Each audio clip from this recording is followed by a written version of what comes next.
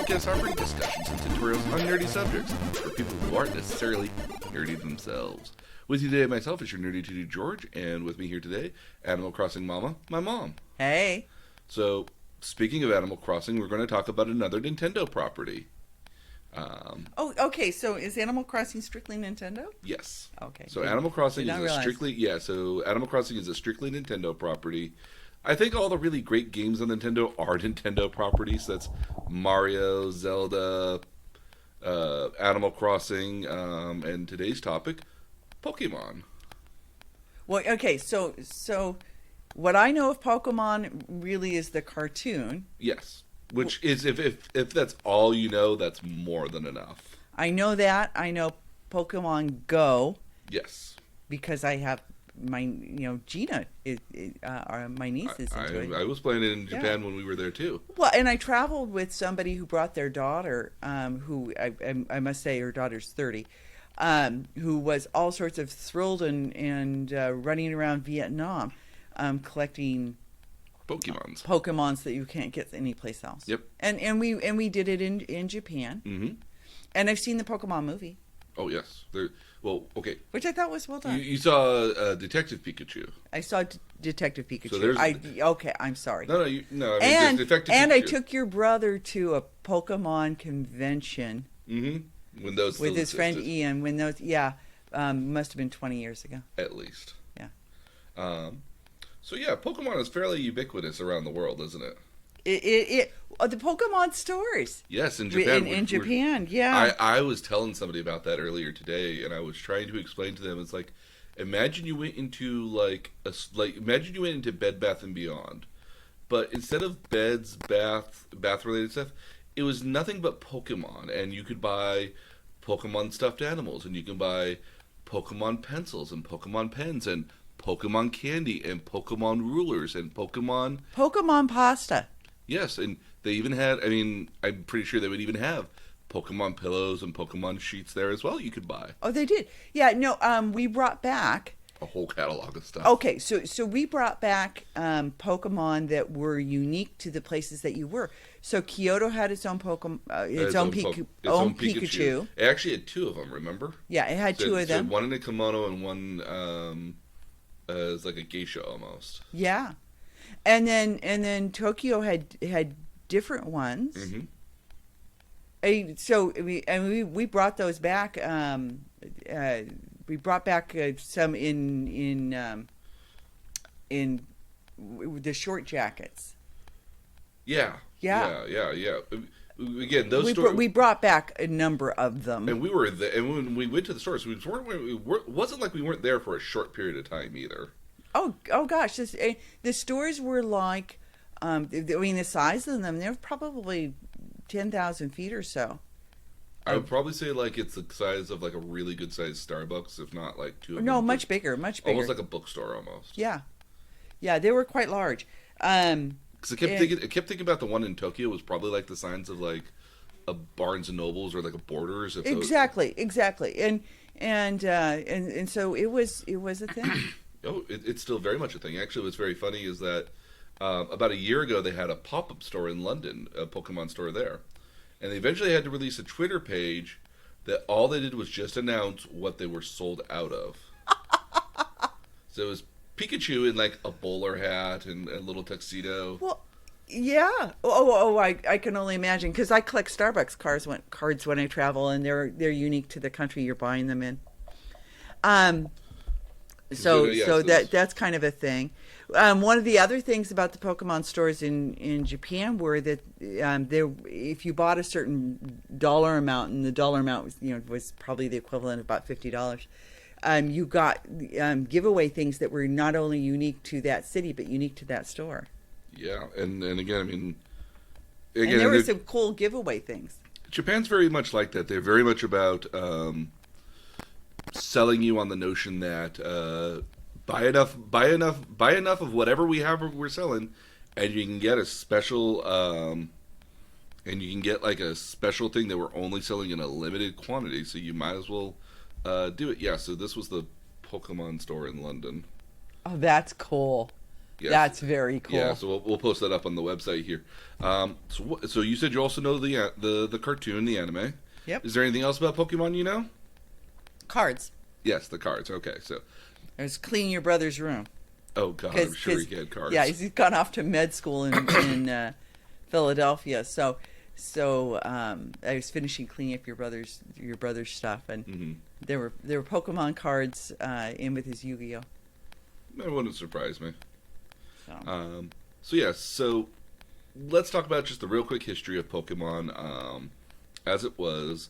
Pokemon itself is kind of the brainchild of a gentleman by the name of Satoshi Tajiri, who the game is kind of originally based off of his love. When he was a kid in Japan, he loved to collect bugs and insects.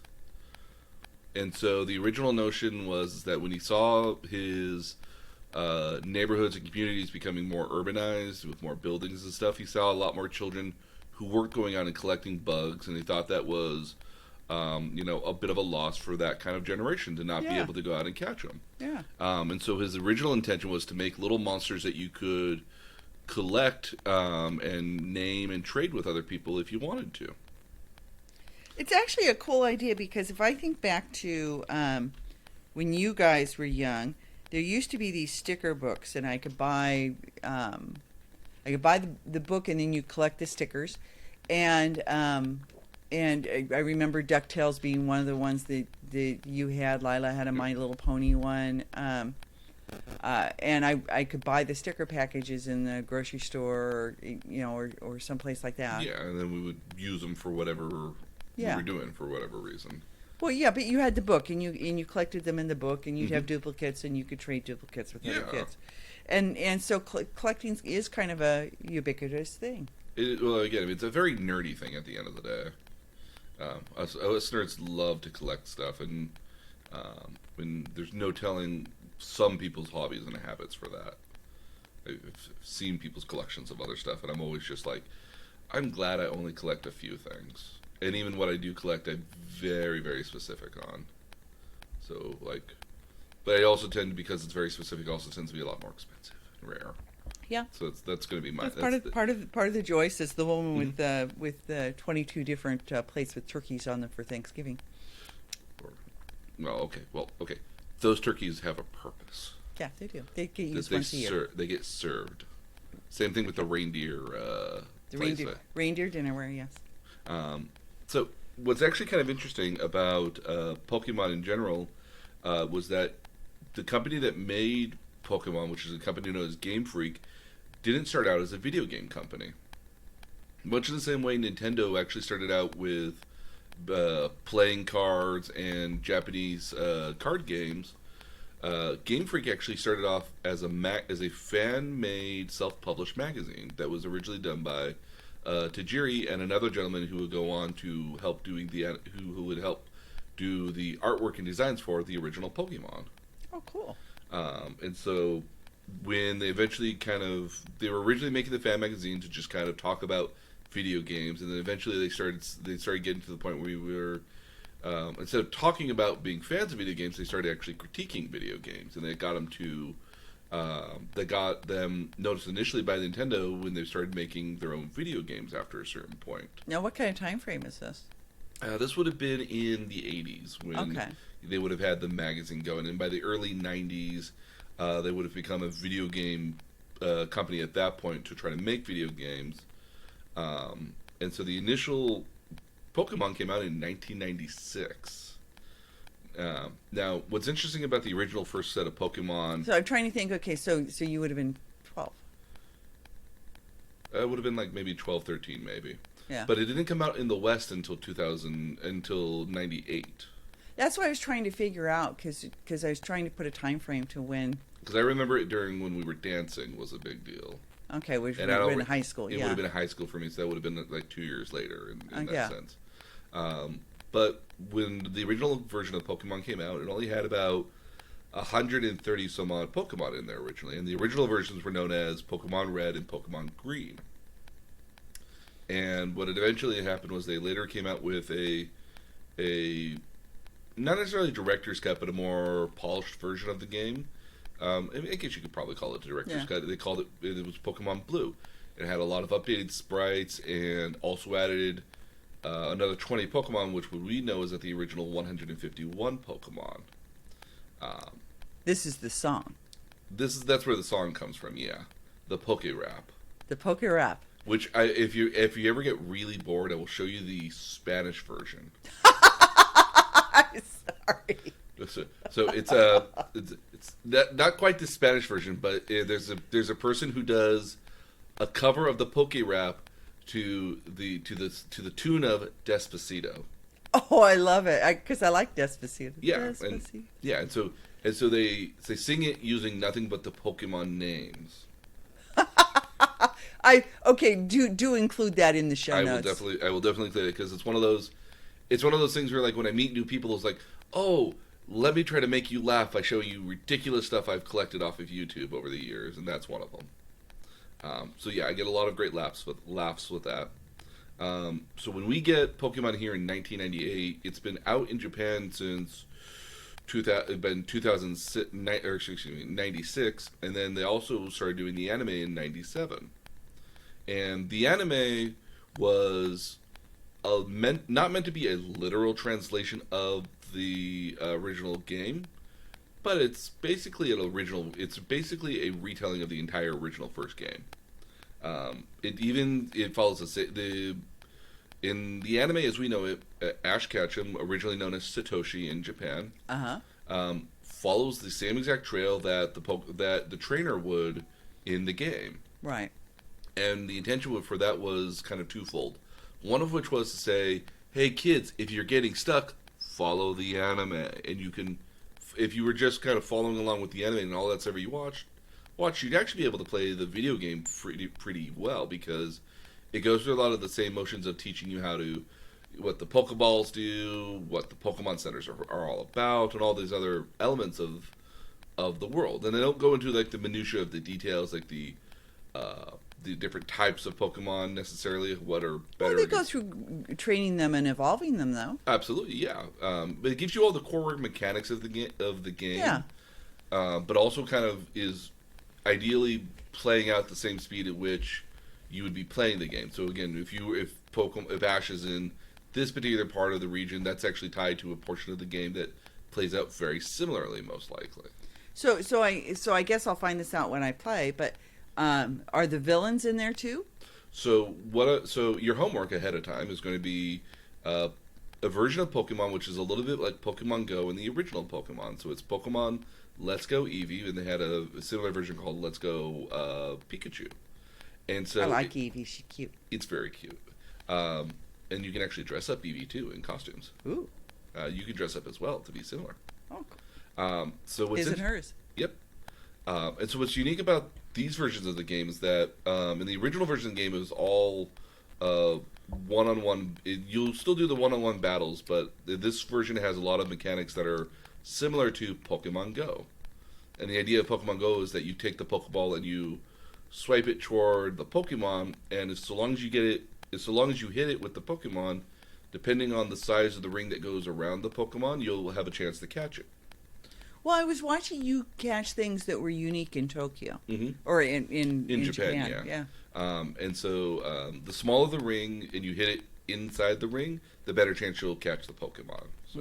So that's just that mechanic there. It's a much easier version of the game, but it also has the battle elements of it as well. So it's a very user-friendly version of the game. So that's going to be your homework here.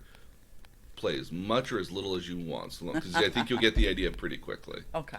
And so, again, the anime is one of those weird and interesting kind of cool things, is that it follows the character and follows the game really well. There's not a lot of, admittedly, there's not a lot of anime out there based off of video games that, in a lot of cases, are long-lasting. Keep in mind, the original Japanese animation for Pokemon is still ongoing in Japan, and still here in America, too.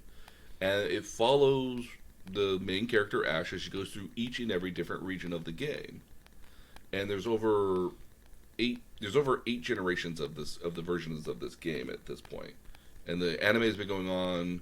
Thankfully, when it got to the newest with the most recent version of the Sun and Moon series, they actually gave Ash a redesign. So he's a lot more toned down and less static from what his original version was. He's a little bit more cartoony looking, I guess.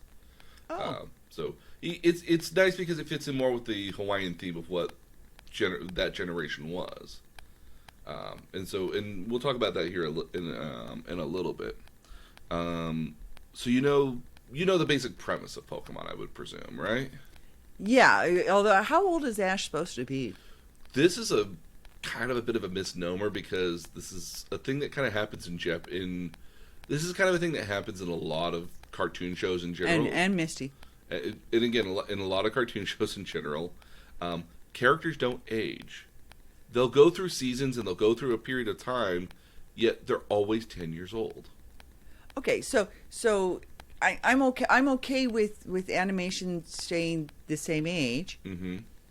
How old is he? Because I never had a good feel for. Is he 14? He's 10? He's 10. Okay, he's an old 10. Well, he's a 10-year-old bordering on 32 or 33 even. I always figured he was like 12 or 14 or somewhere in there. He strikes me as adolescent. Yeah, very very adolescent, just right at the very Although edge. I guess Misty's not really developed. It depends on which versions you've seen her in. Oh, okay. Fan fiction is a wonderful thing. Well, I could see people crushing on Misty, so I get it. There's a lot of people that crush on a lot of the different trainers throughout the series, actually. Okay. This is, again, all the different gym leaders and characters that you kind of meet throughout the series. There's a lot of fans of some certain characters, and there's a lot of people that are fan of Pokemon. And like, I know Miss Magnus is one of my favorite Pokemon because it's a ghost Pokemon that has a witch's hat on, and it looks ever so cool. Well, I mean, I think one of the things that I liked about the series when you were growing up was that it allowed you to have sort of have the battles, have the whatever, but was clean. Yeah. And I think one of the things that stuck with me is how many young adults I know that still play it. Well, young adults and grown adults and so many people I know still very much play this game. I mean, me and my little brother literally went out and got the newest version of the game so we could play together. Yeah. And so, I mean, and we're both very much grown, fully grown adults for that matter. Yeah.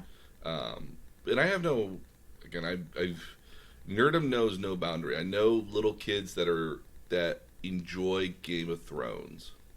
I don't think they should know what Game of Thrones is. Game of Thrones has a lot of sex. I mean, legitimately, Game of Thrones has a lot of sex and deals with a lot of adult topics. So Again, that's something, under the age of 16. Really, I wouldn't. Again, I mean, it's one of those things where and I'm not a prude. No, and not a prude, but it's one of those things in which if my nieces were into it right now, I'd be like, how do you even know about this? Yeah, no, I wouldn't allow it. Yeah.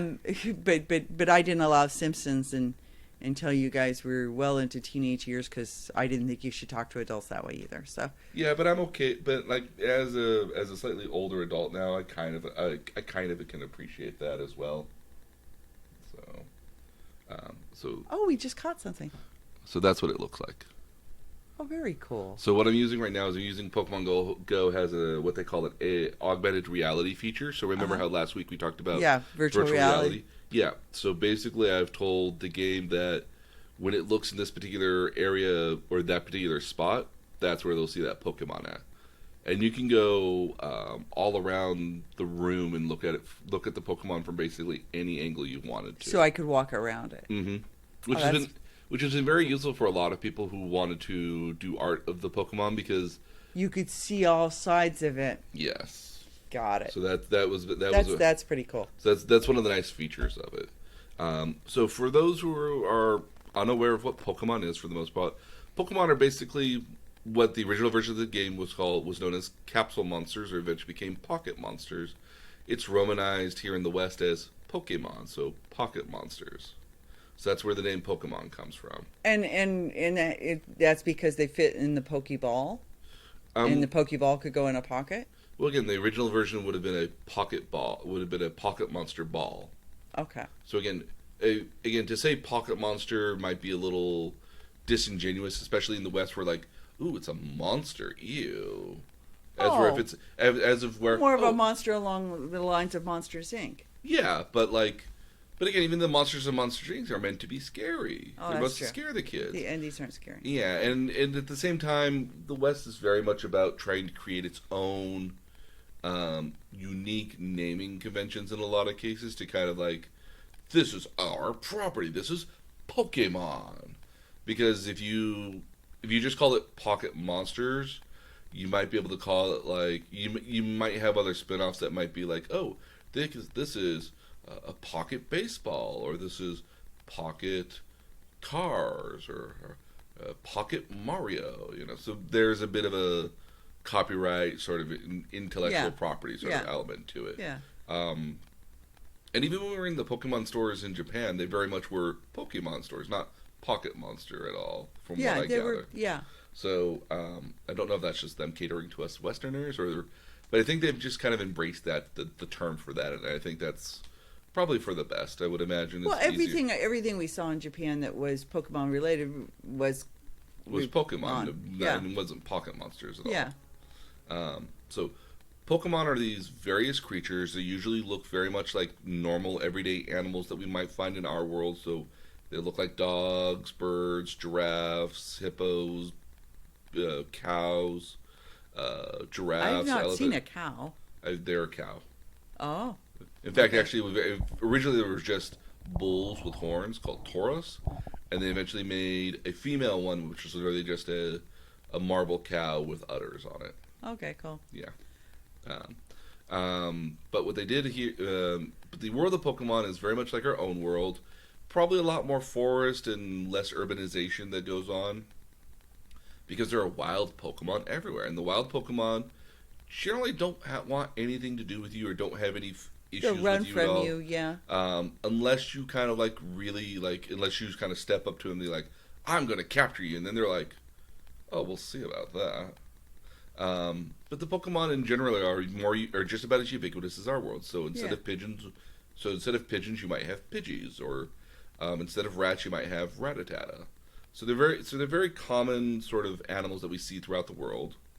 A Squirtle's kind of a turtle, and and there's some kind of unique-ish looking Pokemon as well. Like some, I mean, again, dragons. There's dragons. There's turtles that kind of have elements of being a squirrel as well. Sometimes there's two animals mixed together to be one. Well, what is Eevee supposed to be? Eevee's supposed to be like a little fox.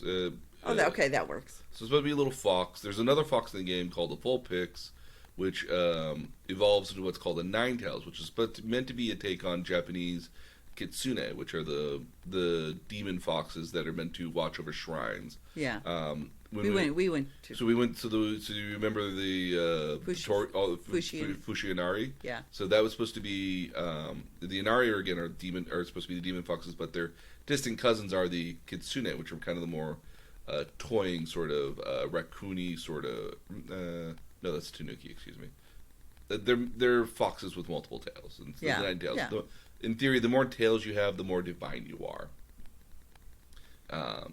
But again, so they take a lot of stuff off of Japanese lore as well. They've actually done a very good job, especially as it's obviously become a lot more popular around the world, that they've taken other elements as well. So there's a Santa Claus penguin bird.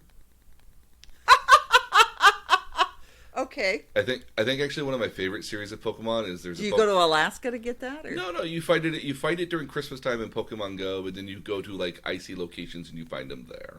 Okay. And again, so I could go to the skating rink. Yeah, you might go to a skating rink and find them, and that's the other thing. Some Pokemon only live in certain areas. So like if you were in the forest, you might find more insects and bugs. So you might find more Caterpies and Weedles, or Butterfrees and Beedrills, or more bug type Pokemon. Well, okay, and the thing in we did a tour that was Vietnam, Laos, and Cambodia, and Patricia was thrilled because it was mostly water Pokemon, because of course you've got a whole lot of shoreline. Yeah, and that's the other thing. Even in Pokemon Go, if you're by the water, you tend to catch more water Pokemon, as where if you're more inland, you tend to catch more like rock Pokemon, and if you're in more of a city, you tend to see more electric Pokemon because electricity in cities. I forget what she caught at Angkor Wat, but it was something really unique. I bet it would have been. Yeah, would have been cool. And so Pokemon are kind of all around us. In a lot of cases, people have Pokemon as pets, but they're not just like any pets. They're more like, kind of like helper animals almost. Like, so if you were to tell if you were a Pokemon that was in your family and you said, "Oh, can you go grab, can you go bring in the laundry?" They'll go help you and bring in the laundry, assuming they could. Because some Pokemon have hands and arms and stuff, and they're not just birds or dogs and other creatures. Well, what does a Psyduck do for you? Well, Psyduck is technically a psychic water Pokemon. I actually think that Psyduck and Golduck have their names backwards, because Golduck looks really cool, but it's a blue Pokemon, and Psyduck, if the two were, I think the names are incorrect, because Golduck sounds like a gold duck at the end of the day. Right, yeah. Which would make sense. And then Psyduck is this kind of cool blue looking Pokemon that like looks like he's about to do like a breakdance on you almost. So I think they switched the naming conventions. But what Psyduck does at the end of the day, I don't have a good answer beyond having a headache. Okay, but this brings up a different topic. So I have two questions for you. Okay, yes. And I know I'm interrupting because I see you looking at No. notes. But yeah, I guess the first one is along with and this goes into the Pokemon being helpful. One of the things I noticed was as I became more aware of Japanese traditions and Japanese ethos, Mm-hmm. and the obligation to put others before yourself. Yes. Pokemon very much follows this. I mean, one of the things that's really that I really recall from the animation series was that they have the Pokemon centers and they have healing, and there's a whole concept around recognizing the impact and healing. Mm-hmm. That is very much in keeping with the Japanese ethos. Yeah, it's the basic.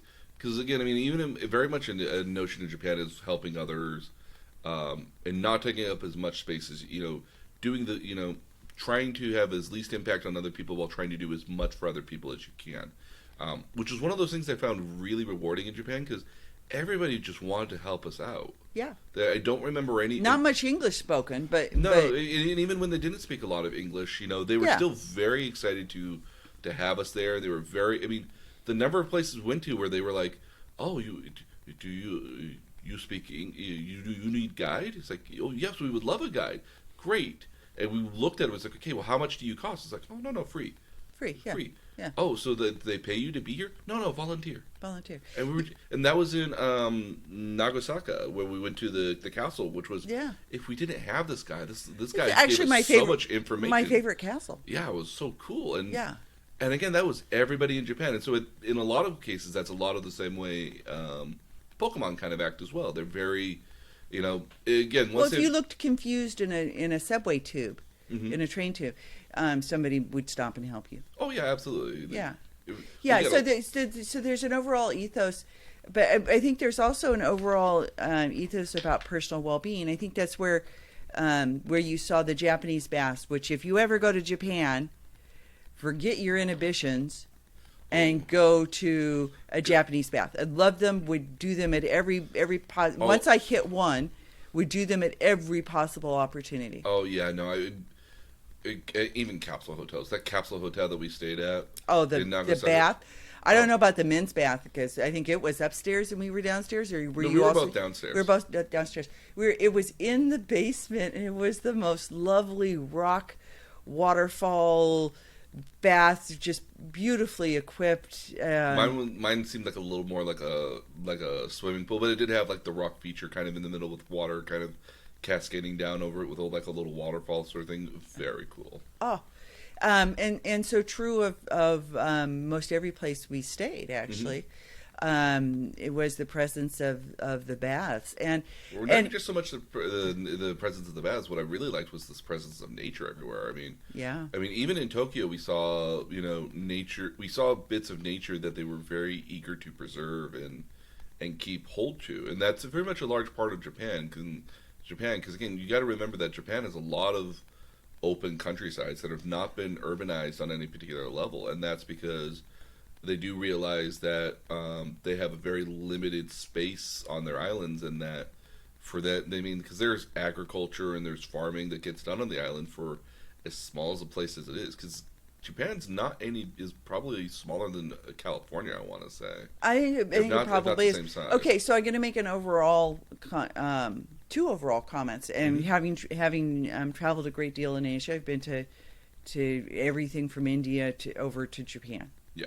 I've been to Korea, and as an overall comment, public spaces are huge. Park spaces, what we refer to in America as public spaces, are huge and very well appointed. Now, I had this question of a guide that I had in Vietnam who was a college student, and I said, so, you go to parks in the evening and people are working out, and every corner of the park has maybe a different kind of aerobic exercise or something going on. And what she told me made a lot of sense, and that's that you have very small living spaces, and nobody has their own. It's very rare to have your own backyard, your own personal space. But you have very small living spaces. And in some cases, what living space you have is shared with your motorcycle because you don't always leave them out on the street. And the explanation was you go outside because it's not your living space inside is really only for your. It's just for kind of like your eating, sleeping, and bathing primarily. Yeah. So you have more of a community thing that takes place outside in those public spaces because you don't have as much space. Like your apartment would be a house for 14. I mean, okay, that seems excessive. But okay, a house for 8. I mean, I'm just saying. I think a couple of the hotels we stayed in, not necessarily the capsule hotel, but certainly the hotel in Tokyo, that would be somebody's apartment with a kitchen added on and a kitchen and a bathroom added on. Yeah, I mean, there are. In Japan again, I have heard about people's living spaces that are no bigger than, like 300 square feet in a lot of cases, and even up until I moved up here to San Jose, I mean my original room was probably no bigger. Was I think like a 20 by 11 room, so it was really no bigger than 300 not even 300 square feet, and it had its own bathroom in it. So well, and the place that your sister rents is 400 square feet, and it's a bathroom and a shared kitchenette living room that's maybe 10 by 12. It's pretty. Have you seen it? It's very tiny. Yeah. Yeah, it's tiny. She has 400 square feet, and Her so other place was not much bigger either. If anything, it was probably smaller. Smaller, yeah. So this one's actually bigger because it's got a bigger bathroom, but and that would be a gracious apartment in. Oh yeah, it's probably very true in Japan as well. Yeah. I mean, there's a lot of places in Japan which are now, which again, I mean, like do prioritize that kind of smaller, moderate spacing. I mean, there's a lot of places, even in Japan, where they don't. You have a restroom, but you don't actually have a bath in your apartment. You have maybe like a small kitchenette, and that leads into the living space, and then you have a bathroom, but then you actually go out to a bathhouse to take a bath. Yeah, your bathroom may be just a toilet. Yeah. So back to the overall comment here is there seemed to me to be a lot of Japanese ethos as it became more educated about it before we went. Yes. I went, oh, okay. So now I see where this fits in with the Pokemon Yeah, animation and other things I've seen from how everything's Japan. very helpful, and everybody's going out of their way to try to make it as easy, as simple as possible for the trainers, especially because again, they're 10-year-old kids. They're 10-year-old kids, and the comment about healing is really that wellness is actually a very important thing. Yes. Within that society, and I always found it very positive that the trainers ask a lot of their Pokemon, but then they take them to heal. Mm-hmm. That's a priority. Yeah, there's a lot of healing, but they have a lot of this. The anime goes into a lot better understanding of this relationship that the trainer has with their Pokemon. So when we keep saying trainer, basically anybody who has Pokemon with the intent to train them to do fights or to make them stronger, to evolve, are known as trainers or Pokemon trainers. And the goal of most Pokemon trainers is to make your Pokemon stronger, but you can make them stronger through fighting, and there's even competitions that are not related to fighting where you can dress up your Pokemon in costumes or have Pokemon doing talent show like stuff. Oh wow! And you can be. So America's Got Pokemon? Yes. Okay. So you have. I'm sorry. No, I'm just thinking right now. I'm just thinking of Simon right now, going, "That has absolutely got to be the worst Squirtle glasses I've ever seen." I'm picturing him right now, just like. I'm also thinking X Factor Pokemon. I'm trying to imagine Heidi Klum. Just imagine everybody. Just fantastic. Actually, Sofia Vergara. Oh, you know what that has to be next though, right? What? Pokemon Bachelor. Oh, Which is coming back in October. Bachelor's coming back in October? Yes, from what I understand, Pokemon's coming back in October. Or Bachelor's coming back. Bachelor's coming back in October. Be Bachelorette with Claire, who falls in love in 2 weeks and then gets replaced by Tasha. Oh, so you've read the story here? Oh God, yes. Oh God, stop spoiling. Sorry. Anyways, but I don't know who wins. Thank goodness. So Pokemon. What's interesting about Pokemon is that. So you heard us mention Pokeballs, and so Pokeballs are basically what Pokemon live in. The red and white, half red, half white. So you can actually. That's the baseball. Those are the most basic balls, and you can get. Ball, yeah. Other Pokemon balls come in different colors, and so some of them have different qualities to them as well. Like some are better meant for catching water or grass Pokemon. Oh, the girls were so excited to have the purple ones. Because those ones are the Master Balls. So those are supposed to be... You only ever get like one in the game, and so it's meant to be for like the most difficult Pokemon you absolutely have to catch. Okay, so when we came back from Japan, they were 8 and 5, and we brought back... several types of Pokeballs, some of which they didn't get until Christmas, because you can't buy them here. I'd never seen them here. They're here. They're not common. Okay. And they're also like these Pokeballs were like the size of what they should be, and so Pokeballs start off as about the size of like a golf ball, and they can grow to the size of about. It's like the size of a softball. Yeah. That's a good. They open up in half, and then they spit out as a kind of electrical sort of element. Like a genie in a lantern. Very much, yeah. So they pop out of the Pokeball, and when the Pokemon faint because they've been battling too hard, they actually just naturally return back to the Pokeball. Yeah. And they're just tied to that Pokeball forever. And I have to say, so not that I was a helicopter mom, but I was watching whatever you were watching because I wanted to understand whatever you guys were into. So one of the things I liked was that when you injured, it wasn't a blood and guts injury. It was the faint. You might get like a couple like black kind of scrape marks on them, but little crystal. They'd have little crosses. And, little scuff marks basically. Yeah. But you never. But yeah, the anime is very, very wholesome because again, it is very much aimed toward a younger audience. It's aimed for a younger, mostly probably shonen boy audience that's meant to be like a. I have to say, 7 through like I have to say, 12. I thought, and your sister did.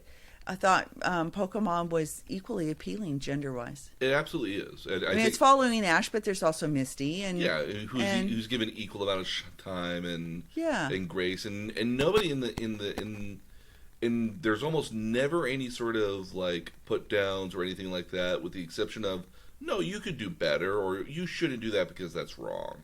right. Like nobody really. And there is some morality there. But I think that's very much intentional of a lot of children's shows. Yeah. Because again, I mean, I can remember watching He-Man as a very young child, and even as an adult now, I'm really trying to think, okay, don't trust people that have skulls instead of heads. Yeah. Got it. Don't trust Skeletor. Yeah. That's really all I got from He-Man Yeah. at the end of the day. Oh, and if you get a sword, you have to hold it up in the air and shout, "I have the power," and God hope something happens. Well, okay, so one of the other things I will say about Pokemon was there's a lot of empathy, not just between the trainer and his Pokemon, but between Each other. each other. Yeah. So that's one of the really kind of nice things I liked about Pokemon as well, is that you might have this really fierce battle and rivalry with another person, but the rivalry stops at the edge before it could ever become malicious or villainous. On You don't level. dislike, aside from the two villains, which are very, very, very, very inept villains. well, and I was going to say very cartoony, but it is. Oh yes, very. Yeah. But aside from the two villains, there's really not a dislike for anyone. No. I mean, and even the villains, Jesse and James, are more bumbling, sort of occasional allies in a lot of cases too. Well, it's a toned down Boris and Natasha Bullwinkle. Wow, I hadn't thought about that until you mentioned it, but yes, you're absolutely right. No, I mean that's how I always perceived it. So let's see. I'm sorry. I'm I have all these lovely notes. We'll post it all on the website. I'm sorry. I don't mean to be. So the other thing I did want to mention was a Pokedex. And so the Pokedex is generally given. Pokemon themselves are usually gifted to children or earned in some cases. Mm-hmm. At 10 years old, it's kind of the mark of starting your life out as a journey, which wouldn't have been... So sort of your own bar mitzvah. Kind of your own bar mitzvah, yeah, but it was also kind of like... I think if you go way back in time, 10 years old was also kind of the time in which you were almost considered a man in a lot of cases as well, maybe. Yeah. So I don't know if that harkens back to that necessarily. Well, but back in the day, at 10 years old, I would have been agreeable with leaving you at home alone for a couple of hours. I think I did. You probably did. You probably came home like 5th grade. Did I make you go to Camp Running Bear in 5th grade? Yes. But but when I started going to Quimby middle school, I think that would have been when I started coming home on my own. I would have been 12, yeah. So yeah, right around there. Okay. It would have been fun. Yeah. Yeah. So Pokedex are kind of this way for Pokemon professors, which are people who study Pokemon, is a way to study Pokemon in a way with them actually never having to leave. So what the Pokedex does is it keeps track of your Pokemon, of what you've caught and what's kind of in what they call the National Registry, and which later is kind of updated to be the local registry, because the National Pokedex includes probably thousands of Pokemon, but all we ever see is just a small portion of that. How many Pokemon are there at this point? Because there are 151 originally. So there's 151 originally. As of current, there's 896 Pokemon. You could probably say more, because as of Pokemon Sun and Moon, what they've started to do is they've started to rebrand some Pokemon. So some of the first older Pokemon. So if you originally were a fire Pokemon in Pokemon Sun and Moon, you might have been a water or ice Pokemon. And so, or if you were a normal type Pokemon, you might now have like a poison element associated with you, or a dark element associated with you. So it's kind of like meeting different variations of cats or dogs. So I'll tell you how bizarre it is to hear you say that. A couple of weeks ago, I took the girls camping, and Nina, for her nighttime story, brought a book in which you had to identify Pokemon. You had to find them on these pages, like Where's Waldo Mm-hmm. sort of thing, except they were all versions of Eevee, and they included a psychic Eevee and a dark Eevee and an ice Eevee, and So Eevee's an unusual Pokemon in this particular regard, because Eevee, since Generation 1, has always had 3 different versions it can evolve into. And so it was able to evolve into a Flareon, a Jolteon, and an Iceon, or I think that's one of the names. So it's so fire, water, and electricity. But as every generation has continued, they've continued to add new versions to Eevee. So they've added a psychic version and a dark version of Eevee. They've added a grass version of Pokemon of Eevee, and then an ice one. this was 12 pages of versions of Eevee. Yes, and for the various types of Eevees that exist. And what was interesting about was in each of the places where Eevee appeared, you had to find Eevee on the page, but then you also had to find 4 other Pokemon that would be natural on that page, amidst just a swarm, a sea of other things. Yeah, and you know, and Nina liked the book because, of course, she knew where all of them were, so she could find them all before me, and so she won. But It's a self-defeating game. It's a self-defeating game. But I mean, the storyline of it was one paragraph per page. But I hadn't realized that and these were evolutions of Eevee where they get all the they become more colorful and more exotic and detailed and all this stuff. But it was fascinating because I hadn't realized there were so many forms of Eevee, yeah. And so now there's a little bit of that with some of the newer Pokemon that are coming out, especially for the most recent version, Sword and Shield. So some of the Pokemon now have a little bit different looks to them because they have different. They're now associated with different types of Pokemon, or different elements of Pokemon. So that's another thing of Pokemon really is that the Pokemon have different attributes or affinities or what they know as types of Pokemon. So you have fire Pokemon, water Pokemon, plant Pokemon, or grass as they call them, flying, psychic, dark, poison. They have wide variety, and all these different varieties of Pokemon have different types. Play into this very, very elaborate game of rock, paper, scissors.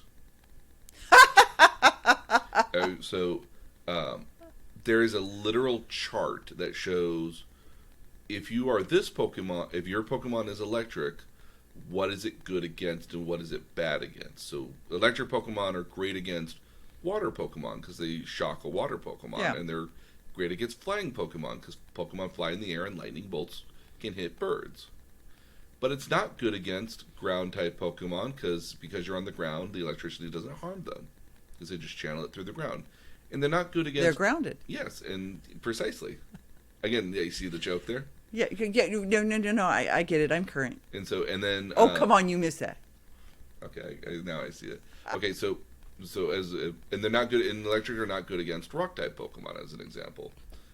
And to have a quick tangent here, my favorite series of Pokemon is a psychic Pokemon whose first one is called Abra.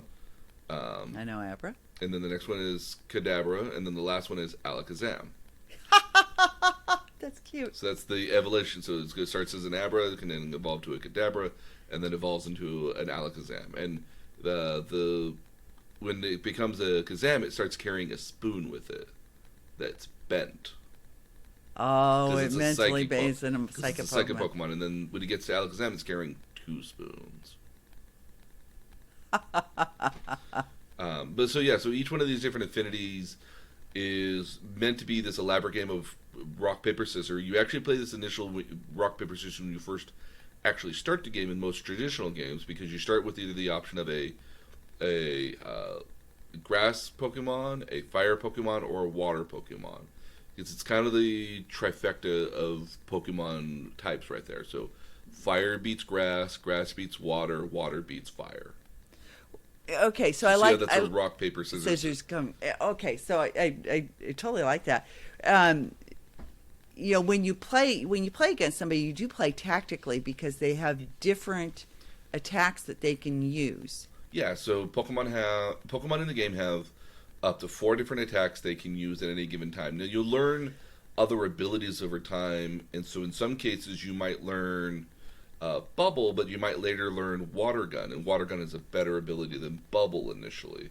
So you might replace that. Some people have different strategies regarding their Pokemon, so sometimes you might, if you have an element-based Pokemon like a grass or fire or water, you might only have those kind of abilities on your Pokemon. Some Pokemon have abilities that are not harmful, but they are disruptive. So you might have a Pokemon that has Sandstorm or has like Sand Kick, and what that does is it basically throws sand in the enemy Pokemon's eyes, so they can't. So it reduces their chance to hit There you. was one that just gave out vibrations. So there's some that can shake the earth. There's other ones that can put that can do what they call paralysis on a Pokemon, which basically says, oh, they're paralyzed, they can't do anything, or puts them to sleep. There's nothing they can do at all. And so different kind of stats for some people. What does Snorlax do? Snorlax is a normal Pokemon. It's well known for its high HP. There's a kind of a universal normal attack called Ultra Beam, which some Pokemon can learn. It's usually the bigger Pokemon, and also a lot more dragon-based Pokemon. But most Pokemon, normal type Pokemon, have the ability to learn it at some point. Snorlax is an example, which is a giant like navy blue kind of gunmetal blue. Let's go with gunmetal blue. Okay. Bear that sleeps everywhere and blocks the path of people. Yeah, he's in the way. Yeah, famously, well, there's a stuffed animal you can get for like $300 or $400 that's like the size of an oversized beanbag. It's kind of cool. I'd get one, but where on earth would I put it? Yeah. Yeah, that's the only thing stopping me. Yeah. Unless I can mount it on the wall like a rug. It would be a really weird rug because it's a giant beanbag. Yeah. But it's not a beanbag. It's all fluff. Yeah. It's very cool. But no, yeah. So it's a normal type Pokemon. And normal type Pokemon are one of the weird things because they're not good against anything, but they're also not bad against anything either. Yeah. They're normal. Yeah. So some Pokemon might start as a normal and then evolve to something else. So as an example, Charizard, who is a fire Pokemon, eventually evolves into a flying fire Pokemon, and then other versions have him as a dragon Pokemon. So they can get new abilities over time, and so there's a strategy involved in deciding what abilities you have on your Pokemon at the end of the day. Yeah. And so me, for example, I always have at least one physical based attack on a Pokemon, because if I'm in a disadvantage as far as elemental types, at least I can kind of maybe fall back on the physical type to do some damage before they faint and pass out. So there's a tactic involved in the game. Pokemon trainers, as a result, can only carry 6 Pokemon with them at a time. Everything else is sent to a... Well, if they're pocket monsters, you have 6 pockets? What they do is they actually kind of hang off your belts. Oh, different. I think I have seen that. So depending on how they work, they kind of work like Velcro, where like you can stick them onto anything, or like Post-it notes almost. Yeah. So you can kind of stick them to somewhere. They'll stay there forever. They won't fall off easily unless you physically grab it and then turn it from the golf ball size it is into the actual like softball size. Okay. And launch it, and then you can shrink it back and you have it go back onto wherever you had it. Yeah. So like Ash, as an example, kept his on his belt. Other people keep it on like their arms. You'll see different trainers who have it in. I've seen places. it on a messenger bag strap. Yeah, so on like messenger bag straps or like a bandolier almost of Pokemon balls, which is kind of funny, I think. Yeah. So let's talk about. That's kind of a cute concept. Absolutely. Let's talk about some of the games. Okay. So we kind of talked about the first one here, which was Pokemon Red and Green, which is the original Japanese version. When it came out with the director's cut, known as what they call the blue version, that's the version we got here in the West. It was the full 151 Pokemon. It got translated. Initially, it wasn't going to come to the West because they thought Americans wouldn't be able to appreciate the notion of collecting bugs and or monsters in this particular case. Only if they knew. Yeah. And so when we got it here in America, we came out with red and blue at this point. I think because America being more red and blue kind of themed, I think worked better for it in that particular regard.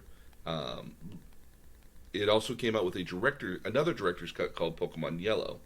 And Pokemon Yellow was, again, oddly enough, meant to follow the anime where you would, instead of getting either a Bulbasaur, Squirtle, or a Charizard in the beginning of the game, you actually got a Pikachu instead.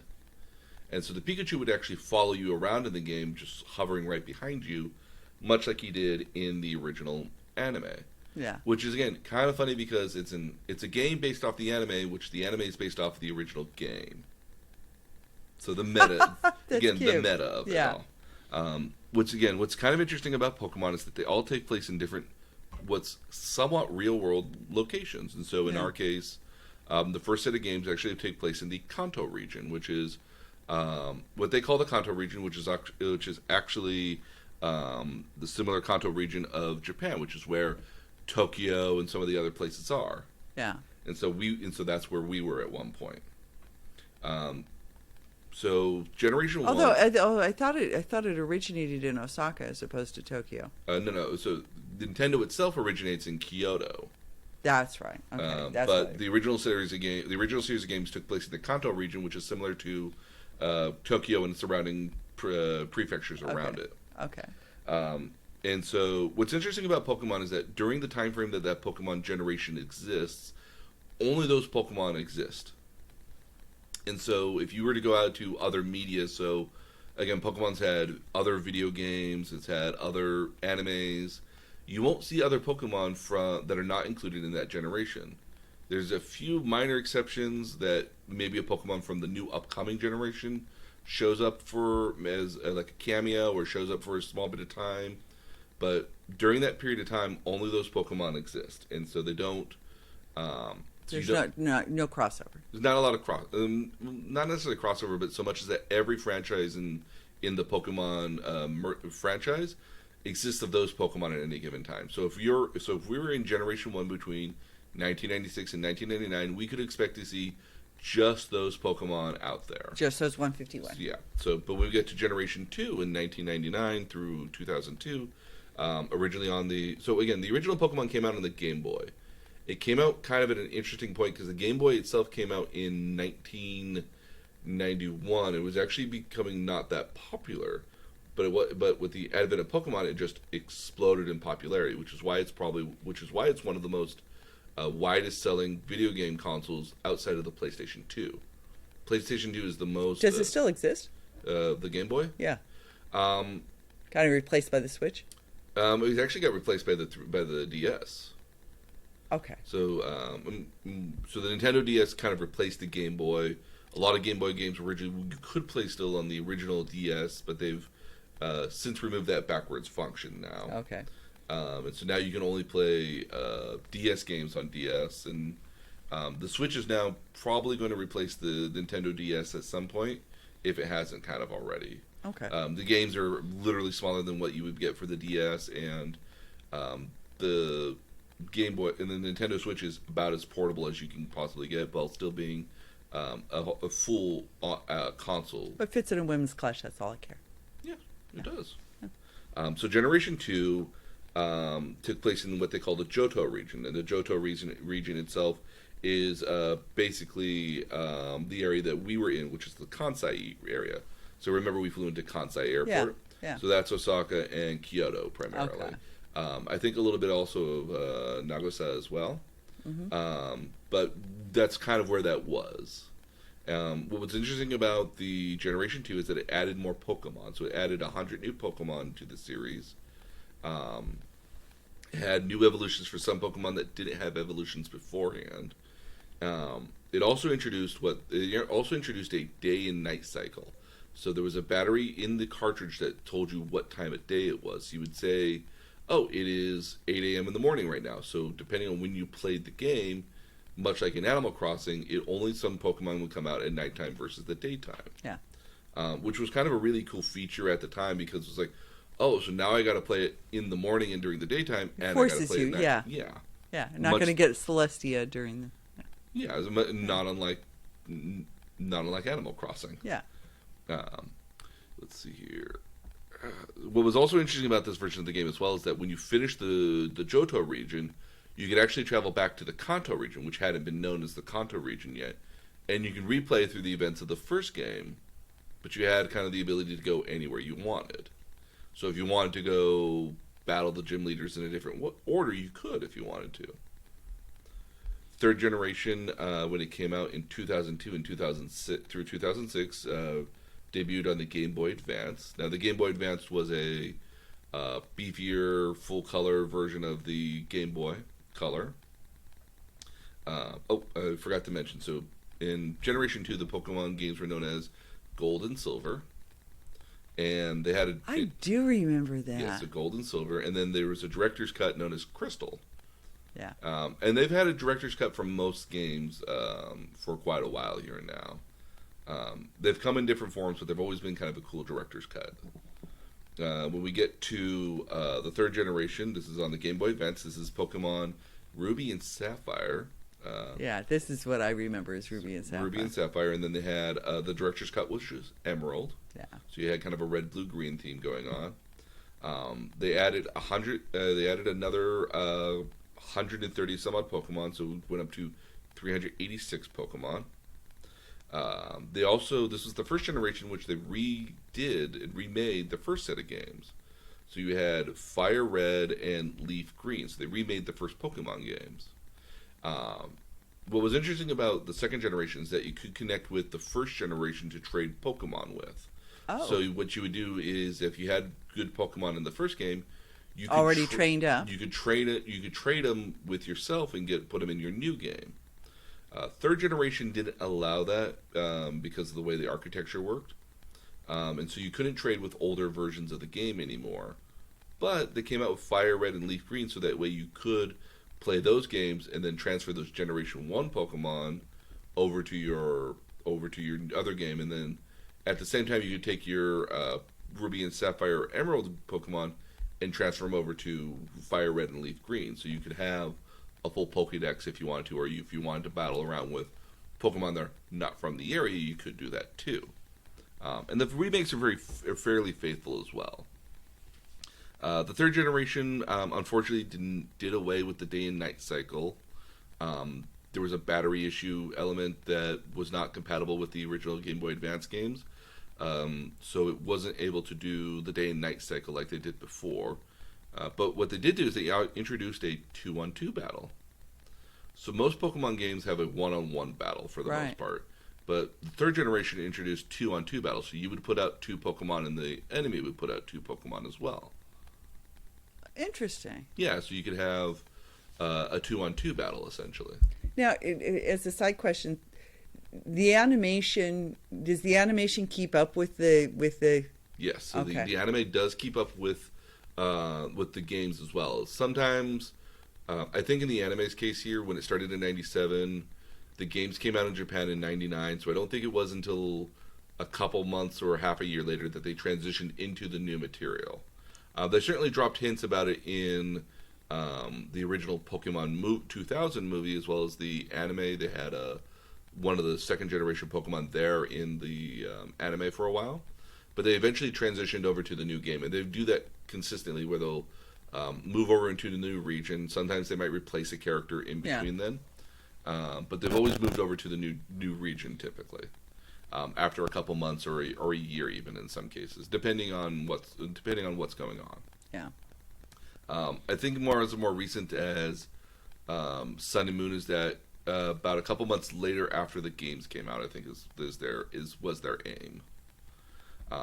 So that was kind of an interesting element of Generation 3, which was not the case for later elements as well. So in Generation 3, the region that we play in is known as the Hoenn region, which is meant to be similar to the Japan's Kyushu Islands, which are a most southern island for Japan. Right, yeah. So Generation 4, we have officially debuting on the DS. Now, the DS is a is a Game Boy that basically has two screens on it. And so the top screen would have all your Pokemon battles and stuff on it.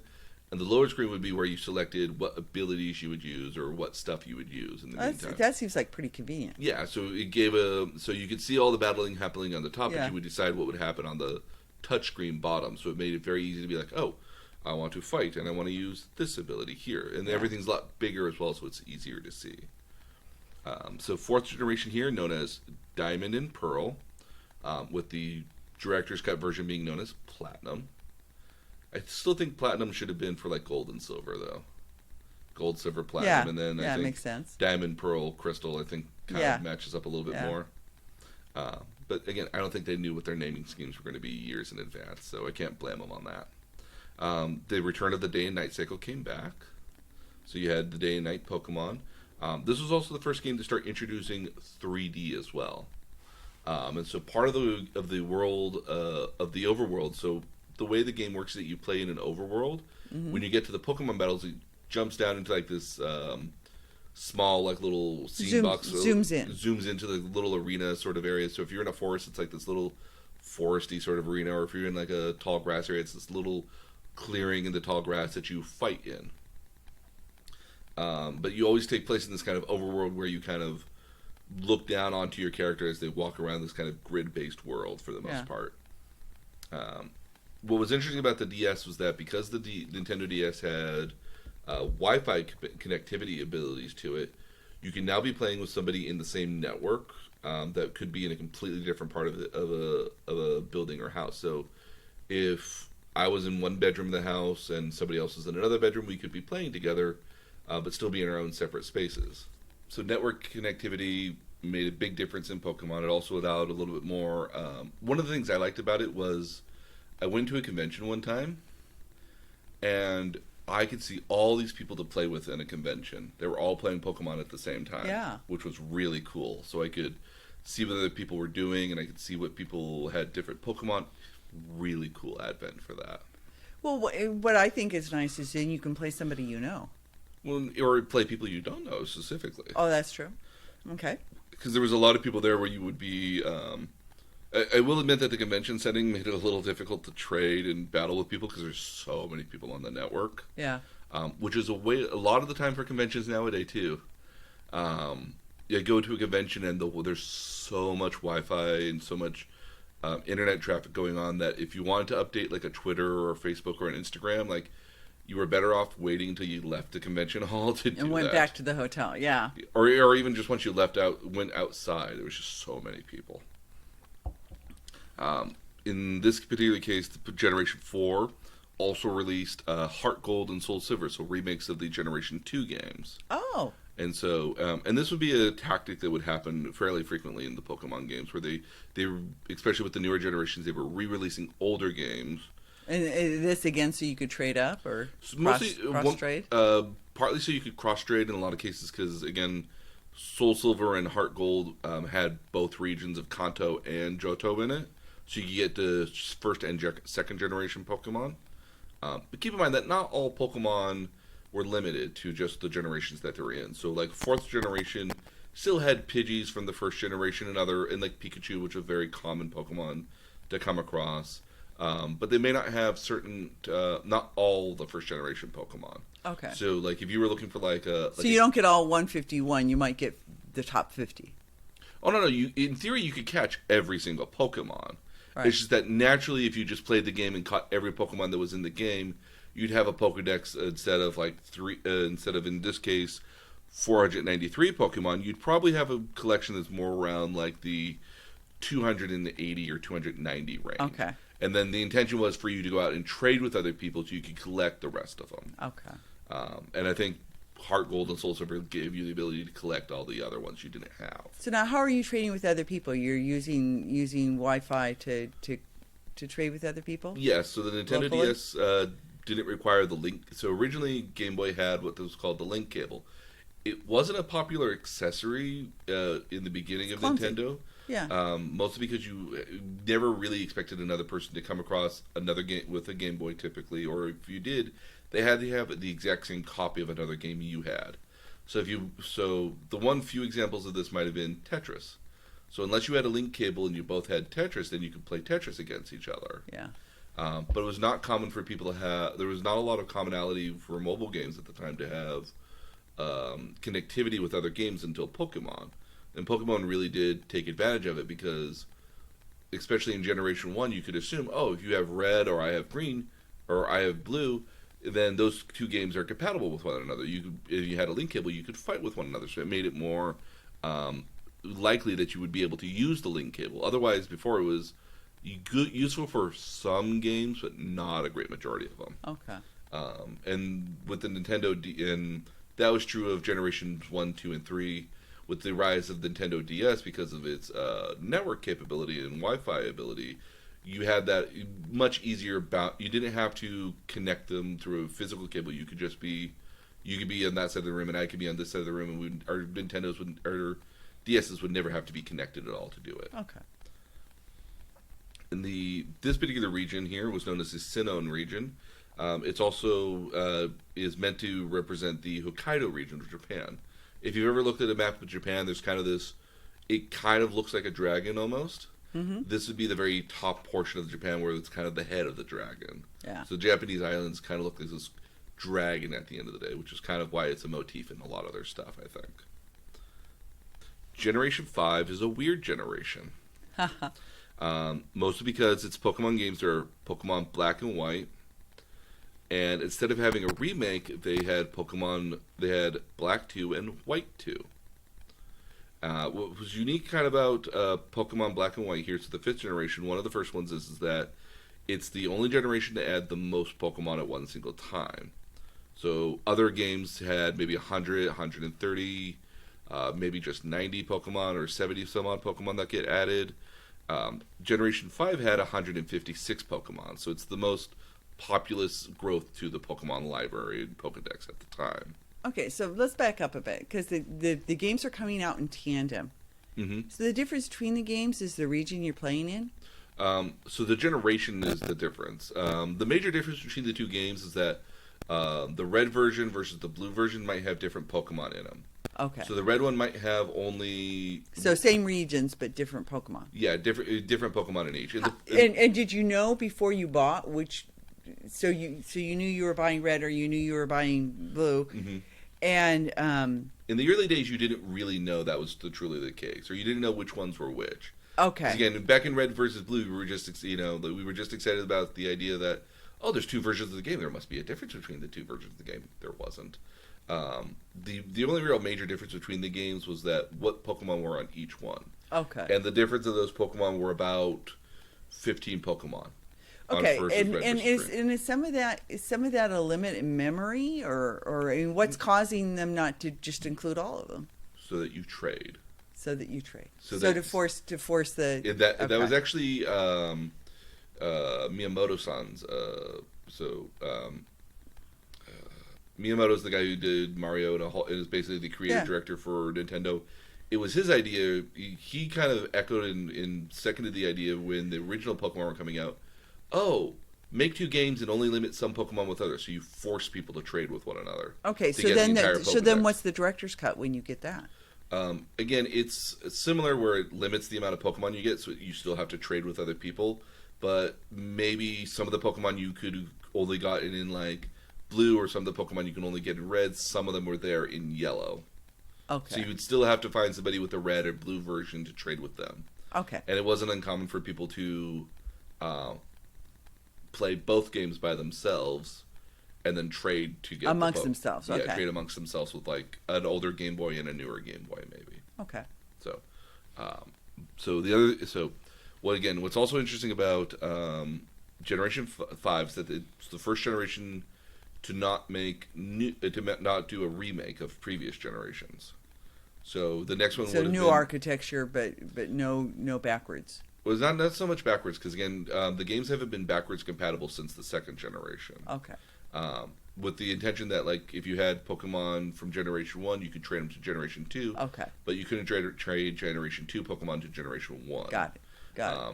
The intent of being able to go backwards compatible with other versions is what necessitated them to make Fire Red, Leaf Green, and then Heart Silver, or Soul Silver and Heart Gold.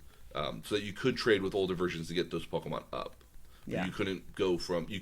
You couldn't take them down, but you could take them up. Yeah. Got it. So, trying to think of a good example of that to explain it maybe a little bit better. I have the main concept. Okay, all right. So Generation 5 is interesting because rather than having a director's cut of the games, like instead of just having one director's cut like they've had the last few games with Platinum, Emerald, Yellow, and Crystal. If you played the first Black or White game, which is the exact same story, just different Pokemon missing from each, you could get White 2 or Black 2, and you would actually continue the story, but as a new trainer. So Okay. like the story went from like A to B, and then at the B point it went from B to C in the second game, but you were just a new character being introduced at part B, but still continuing the story essentially. Okay.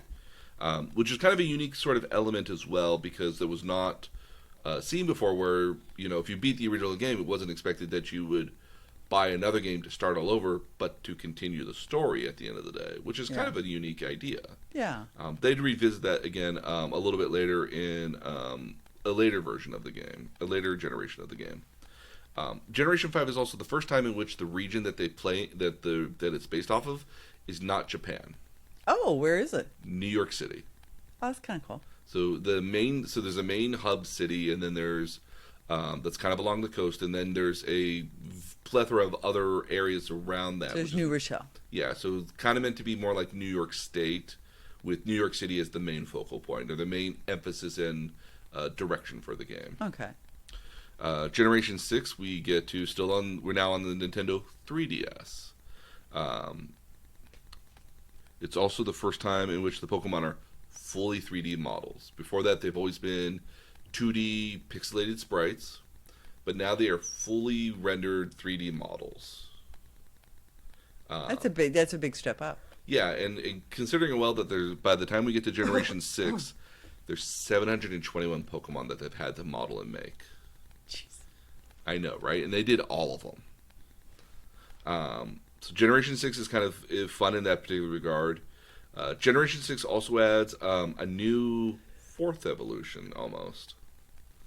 So most Pokemon only have 3 evolutions. So a Charizard evolves into a Charmeleon, and then it evolves into a Charizard. Right. So, or Charmander, excuse me, Charmeleon, and then Charizard. So if a Pokemon's going to evolve, it only evolves twice, and it has a third final form. Yeah. But Pokemon Generation 6, which was known as X and Y, and then also they redid Omega Ruby and Alpha Sapphire, so they remade other games as well. It had another evolution called a Mega Evolution. Okay, can we go back here? So we have now the 3D Pokemon. Could you still? And I found a different way of explaining what I was asking. It is you can go forwards, you can't go backwards. Yes. Yeah. So are you still able to push your older ones forward into this? Okay. No, yeah. So once Generation 3 hit, you couldn't connect Generation 1 or 2 games to a Generation 3 game. So you couldn't connect to older games. So if you had the bestest Pokemon in Generation 2, you couldn't take them with you to Generation 3. And that's been the case for Generation 4. You couldn't take 3 to 4. Okay. You can't take 4 to 5, and you can't take 5 so to 6. I misunderstood. Okay. Yeah. So that was my little brain fart trying to find a good way to explain that. Yeah. So Generation 6 introduces this mega form of evolution. It's a short-term evolution where the Pokemon turns back into their original form, but so you might have a Charizard might turn into a mega evolved Charizard. So instead of being this bright red, it turns like black with red wings and looks more doesn't look more evil necessarily, but looks more formidable. There we go. Yeah, I like that one. So that was an interesting thing there. They also introduced but how long does it stay in that form if it goes back? Just for that battle. Okay. So and often just for that fight in a lot of cases too. So if the other opponent Pokemon faints or you take the Pokemon back, it would generally turn back to its original form. Okay. And you can only do that with one Pokemon in your inventory, and not all Pokemon would even be able to do that originally. Not everybody had the ability. Okay. Yeah, so only certain key Pokemon. Okay. 6 also was the first time to introduce what they would later known as the Pokemon Bank. And so the Pokemon Bank was the way they got around transferring from older versions. So the Pokemon Bank was this notion that you'd pay a small fee to put your Pokemon into a cloud storage. And so when you got to later generations like 7 or 8, you could go to the Pokemon Bank and you could put your Pokemon in the bank and then take them back out in later generations. Okay. So is the bank a cloud? Bank would be cloud storage, essentially. Okay. So it was an extra fee that you had to pay to do it. I don't think it was all that expensive, but the notion was that you could put your Pokemon in the cloud, and then when you got to a new game, you could bring them back down from the cloud to be in that game again. Okay, so I pay Pokemon a small monthly fee. Yes. Would that include that cloud? Yes, that would be that cloud. Okay. I never took advantage of it because again, once I finish the games, I usually move on from them. There's a lot of people who continue playing the games even after they're done. If you were really fond. If you were really fond of them, yeah. I mean, like those first games, I really did finish the entire 151 Pokedex. Yeah. It took a while to do it. Yeah. And I also finished the 251 Pokedex as well. But after that, I didn't. Okay. Because once I beat the game, I was like, okay, let's move on to the next thing. Yeah. Which is a fair thing. Yeah. The sixth version of the game takes place with 721 Pokemon. Okay. It takes place in the Kalos region, which is heavily influenced by French, but also the greater European area as well. Cool. So yeah, even the maps kind of look like the regions they're based off. So the Kalos region looks a lot like Europe. Be fun. Generation 7 is the Hawaiian Pokemon version. Generation 7, which is known as Sun and Moon, or Ultra Sun and Moon, and also Pokemon Let's Go, Eevee and Pikachu. It only raised the Pokemon by about another 80 some odd Pokemon here, but they introduced a lot of Pokemon with varying versions. So again, and this is where you get Eevee that can go all sorts of ways? Oh no, Eevee was able to do this since the beginning. Oh, okay. But every generation's added new forms that Eevee could turn into. Okay. So in the original there was only 3, then there was 5 in this next generation, then there was 7, and there was 8 in the next, and so they slowly add on to it. Okay. But Generation 7 had, as an example, Vulpix is a fire fox Pokemon that turns into Ninetales, which is also a fire Pokemon. But in the Aloha versions of those Pokemon, it was an ice Pokemon. So Vulpix was an ice Pokemon that turned into this ice version of a Ninetales. So it had this different kind of look and sheen to it. So like the original one had this reddish, sort of pinkish sheen and hue to it, where the ice version has this more bluer, purpler sheen to it, I guess is the best way to describe that. So the Aloha version is based off of the Hawaiian Islands. So the region is the Aloha region. It was available for the Nintendo 3DS, but during this generation as well is where we get Pokemon Let's Go, Pikachu, and Eevee, which was the remakes of the original Red and Blue, or Red and Green, or the original broad color schemes originally. Yeah. With the 97 versions. The 97 versions, with the Pokemon with the Pokemon Go aesthetic of the way the game plays. A lot more casual, not quite so demanding, very low key at the end of the day.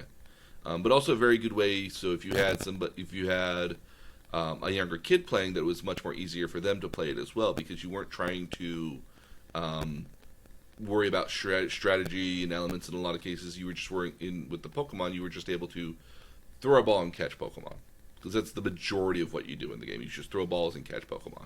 And you go to places to do it. Yes. Okay. So you travel through a nice place. Okay. So a couple questions. Yes. The first one is overriding, and that's that I think games like Sonic and Mario and Pokemon give you a chance to see how gameplay has changed over a period of 20 plus years, right? I think it's definitely in Mario and Sonic. What's interesting about Pokemon is that its gameplay hasn't changed at all. But you just said it had. For Pokemon Let's Go, Eevee, and Pikachu, they've tried something different and new. Okay, So I guess in looking at because it's part of this series, looking at how these games evolve, do you find that it follows sort of cultural changes in that we have become a less formalized society as a whole? I mean, culturally, we've become so I guess the one that sticks out for me is the you used to have a separate dining room in your house. When I grew up, you had a separate dining room from the area that you dined in off your kitchen. Yes. Okay, so think of Grandma's house. It had a dining area. It had a dining room, but then also had kind of a kitchenette sort of area that you ate breakfast and lunch and dinner in. But you had a formal dining room. Okay. And the advent of living rooms, Mark just bought a new house and it has no living room. It has a large. It has like this large great room almost. Right. Okay. So we've become, and to me that's a sign that we've become more casual as a society. Mm-hmm. Do you find that gaming has sort of embraced some of that as well, where it has less rules or less structure? Kind of a yes and kind of a no. A great example of that being the Pokémon series is that what's interesting about Pokemon is that the exact same version of the game from the way they fight and the way the battling system and how all the mechanics works, even in the most newest version, the Generation 8 with Sword and Shield, it's pretty much the exact same when you go back to Red and Blue. One of the interesting things about it is that they've added a lot more bells and whistles to it to make it more intriguing and interesting to play.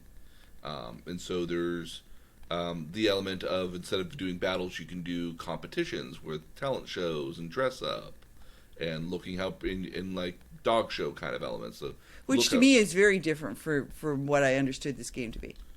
You have those options to do it. The right. main mechanic, though, is mostly battling, but you have these alternate sort of things you can do. Okay. And even I think Black and White also offered the ability to do movies as well with the Pokemon, which I think is kind of cool, and do music as well. So you have new ways to play, and I think especially games like Mario have really tested what you do in the game by evolving the original mechanics to make them more interesting with each iteration. So as an example, if you go back to the first game in Super Mario Brothers, Mario's all about just jumping and jumping on blocks.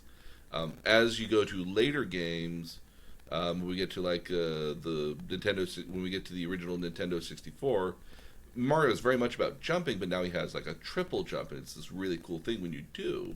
But he also has a lot more jumps where, like, if he slides, he can jump backwards, or if he crouches, he does kind of a cool triple axel somersault sort of thing. So it's an evolution of the original mechanics. It's the same basic idea that you hop on people to defeat them.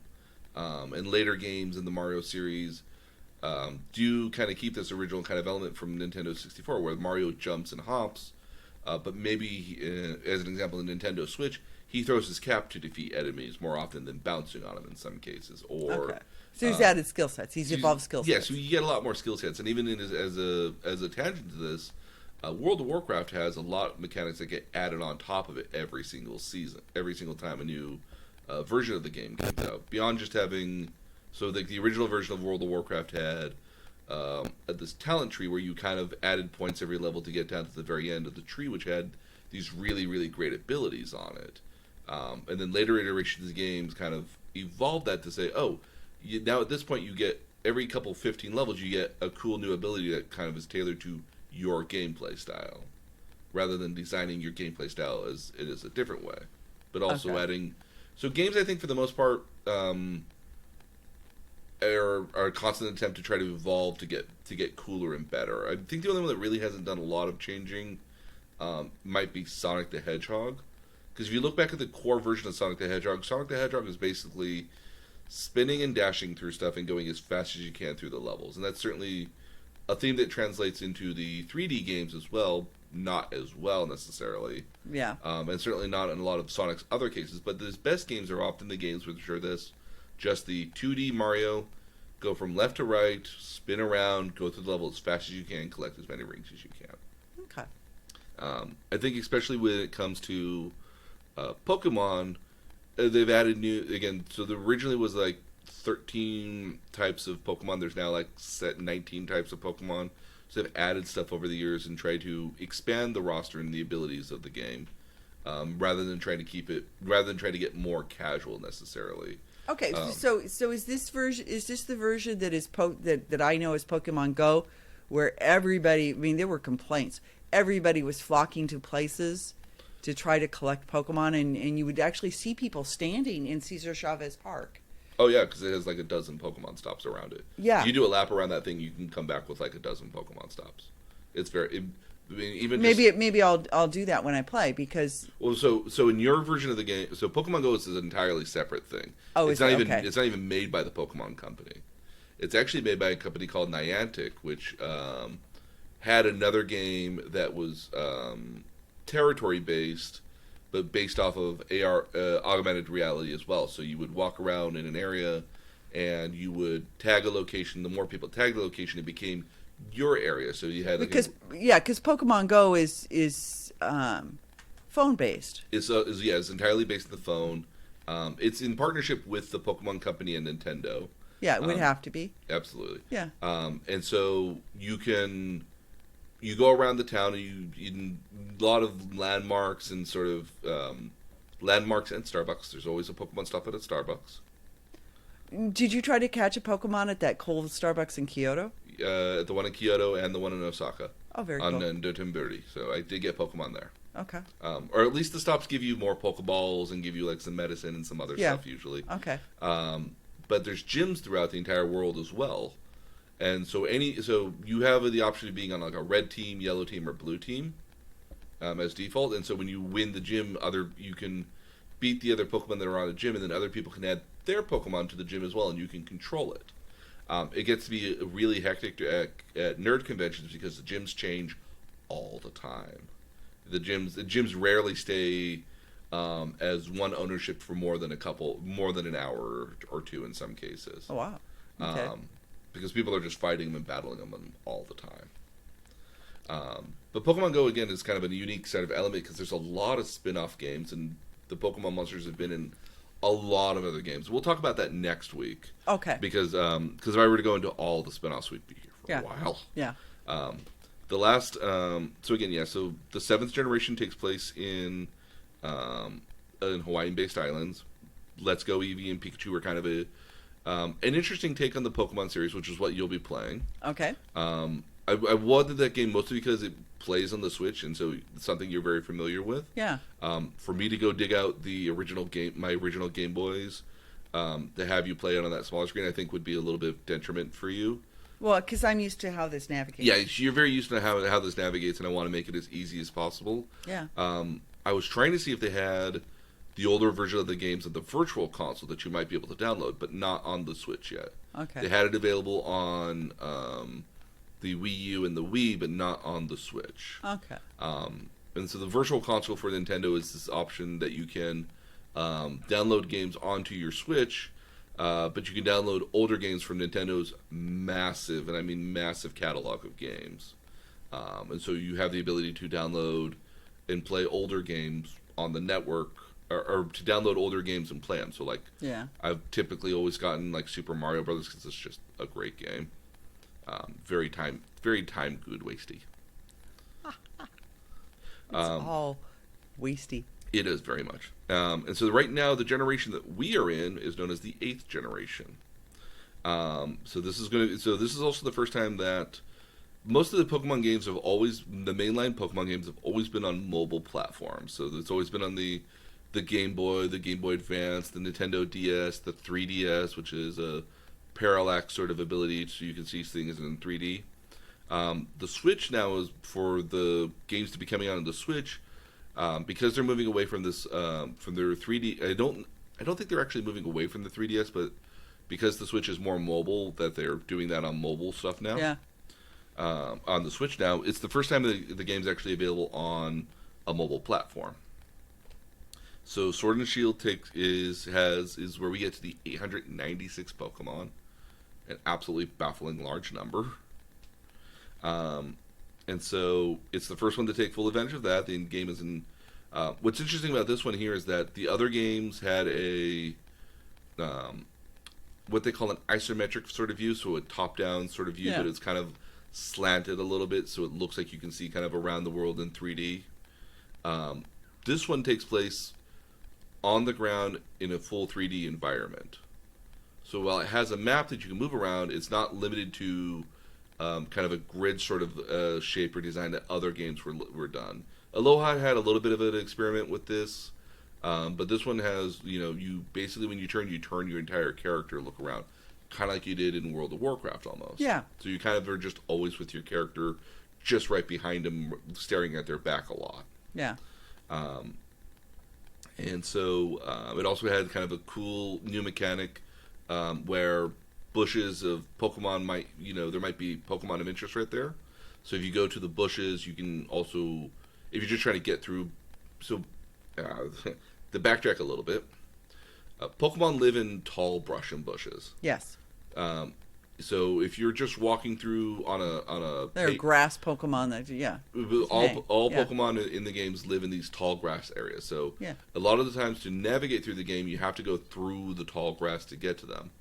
And in most games, it was a random chance that you would have something attack you, so you could either fight it to get experience points, or it was something you were interested in catching to keep with your own collection. Yeah. What they've done now, because they were doing it in Pokemon Let's Go, Eevee, and Pikachu, is that the grass kind of shakes when there's Pokemon there. Oh. And so sometimes some Pokemon are skittish, so if you try to go toward them, they will actually run away. Yeah. As for some Pokemon, if you're walking through the bushes, they will come after you. And even in some cases, even if you move out of the bushes, they'll still come after you. That's different. So if the Pokemon that's usually slightly more aggressive Pokemon like wolves and foxes and that kind of thing that would normally come after you, but more predatory sort of animals might start coming after you, where other Pokemon might be like, oh, humans, let's run away. And so you can walk slowly up to them and kind of surprise them and get the jump on them. But if they get to you first and you're not intending to get to them, they get the jump on you instead. So there's a cool kind of mechanic in that particular element, which is, again, you'll see that in Let's Go Pikachu and Eevee, so you have the chance to kind of sneak up on them to catch them. The big thing with Generation 8, though, is an event that that was dubbed Dexit. Now, one of the things that happened in Pokemon Sword and Shield was that rather than releasing 896 Pokemon that you can fill up your entire Pokedex with, you're only actually limited to about 400 Pokemon in your Pokedex. Fair enough. So, 400's a lot. It's still a lot. By comparison, though, there's some Pokemon that will not appear in Pokemon Sword and Shield that appeared in other games. So as an example, like when we went to Generation 7, they modeled every single Pokemon, and you could, in theory, catch every single Pokemon, but you really couldn't, because not all the Pokemon were always there. But all the Pokemon were modeled in. Could you trade and get them? With the Pokemon Bank, yes. So if you had the Pokemon Bank, you could download them into the game. Okay. But as an example here, Ekans, which is snake backwards. So it's EKANS versus snake SNAKE. Yeah. It's a snake. It's a purple snake Pokemon, and it has kind of a Cobra evolutionary form, which name escapes me at the moment. I want to say it's an aardvark, but that's not it either. It basically looks like a king cobra with the big fanged out sort of thing. Yeah. It's not in the game at all in Sword and Shield. You can't catch it. And even if you have it in the Pokemon Bank from other versions, you can't transfer it over into the game because it doesn't exist in that game. Okay. So that is an example. So Pikachu is there, Charizard's there, but not Squirtle. Blastoise, not Squirtle in its evolutionary line. So there's a lot of those Pokemon which people are a lot of fan favorites of that are not in the newer version. And one of the notions was that because everything is fully 3D'd in this game, that to create 900 individual models for every single Pokemon would just be ridiculous up to a certain point. I'm looking up the evolution for Ekans. Oh, okay. You'll see it's a very cute purple. Okay, there's a Bulbapedia. Bulbapedia is the Wikipedia for... There's actually two different types of Wikipedias for Pokemon. I forget what the other one is. So there's an official Pokemon Wikipedia, but then there's also Bulbapedia. There's a gender ratio on Pokemon, so they're a bit of each. So yeah, Generation 2 also offered gendered Pokemon as well, which has continued throughout the series. Because you could mate the Pokemon together and create more Pokemon. The intention of mating Pokemon might be to get certain baby forms, which are only available through breeding, or to get certain Pokemon with desired stats. Because Pokemon itself is a role-playing, is a RPG, so stats are a big deal for the game. It's not giving me the evolution, so it's just giving me what Ekans is. Sorry, so there's a Pokemon there's a Pokemon Wikipedia that's more or less designed around the anime and art. Here it is. So it's an Arbok. Oh wow, I like the eyes. Yeah, pretty cool. So yeah, so it evolves into an Arbok. So there's a Pokemon Wikipedia that is more representative of the games and the anime.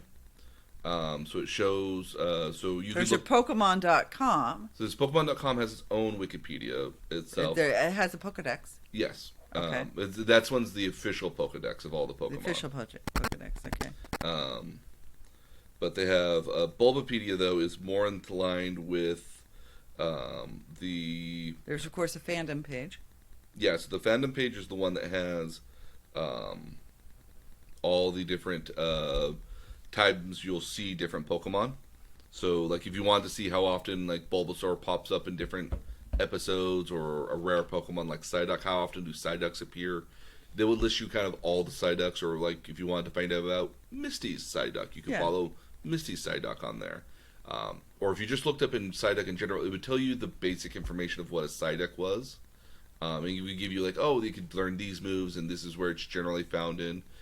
Bulbapedia though, which is the one for the game, is very hardcore on like, it gives you all the stats that the Pokemon could start with. Oh, it tells you how long it takes to hatch. It shows you all the different sprite models that it has. I was surprised it gives you a gender ratio. Yes, how likely one gender over another.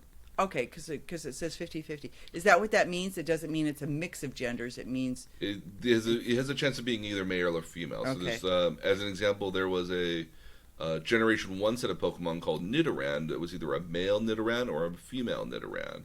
Because they evolved into a Nidorino and then to a Nidoking, or a Nidorina and then to a Nidoqueen. Got it. I do recall that. So there was those. That was the first kind of gendered Pokemon. There's some Pokemon that have a natural gender to them. So Tauros, as an example, are always male, as where the other cow Pokemon are female with the udders. There's not as many common sort of versions of that where it's either male or female sort of Pokemon. Usually Pokemon can be either male or female. Right. Okay. So those are slightly more common, but you can have gendered for Pokemon, and some genders have better stats for other stuff versus other stats. And the reason you would have a male and female is so you could breed them together and hope to get a new Pokemon that might have either more desirable stats or more favorable elements to them. Okay. Because some Pokemon are really great at certain stats, but they don't come with those stats naturally, or they have no affinity for it. So, like a great example might be, oh, your kid's going to be a really great baseball player, but he's going to be a shortstop versus a pitcher. Okay. So if you really wanted to have a son who's really great at pitching, you might breed him to get a better pitching Pokemon. As a very poor example, because we don't have eugenics in real life. Yeah. Yet. Yeah. Okay. So. No, he's young. So Dexit, which is kind of named after Brexit. Okay. A lot of people were very upset about this, but Game Freak basically was like, "It's 400 Pokemon, you'll live." And everyone did. Yeah. Because it kind of doesn't matter at the end of the day. Because if you have your favorite Pokemon, you can still play your favorite Pokemon in that game. Okay. And again, my favorite Pokemon is the Witch Hat Pokemon, Yeah. Miss Magnus. Pretty cool. It's also the only one the only little plush I got from Japan, which is the little black one with the little kind of pink ears and the red beads around it. This one here. Yes. So that one's that's the one we got in Japan. That's a Yeah. Mischievous. And I love that the label on it is in Japanese. Oh, absolutely! I wasn't going to take that off. Yeah. But even on the label, it says Pokemon. It does in English. Yeah. What's actually kind of interesting about Pokemon in as another thing as well when we talk about. And the ones that you buy at the Pokemon Center, part of the reason for not taking the tag off is that the tag says Pokemon Center. Yes, it says Pokemon Center and is also kind of an authenticity sort of thing. Yeah, and if you buy one that's unique to that center, it'll say Pokemon Center Tokyo. Oh, does this one say Kyoto on it? It doesn't. It doesn't. So these were the ones that were. But I know. The ones that are ubiquitous to those sites would have it on there, but these was kind of the more generic ones that they had on all. Right. Of them. Yeah. So the ones that the girls had, Mark had to explain to them why you do not remove the labels. They're children. I know. Well, those ones were also just meant to be ornamentational sort of stuffed animals too. Yeah, because they're pretty elaborate. The ones carrying an umbrella. Oh yeah, very cool umbrella. A parasol. Mm-hmm. So what's interesting about Pokemon is that in Japan they have different names, with the exception of Pikachu and a couple others. They have grossly different Japanese names. As the generations have gone on, they've tried to keep Pokemon's names similar as possible, so that way there's no real confusion about which Pokemon is which in some cases. So they've done a very good job about, because again, I mean, if depending on the region that you were in, you might have different Pokemon named different stuff. So if you were in because the game wasn't translated all by the same people. There were actually very individual translations, which I watched a YouTube video about this, which was kind of interesting.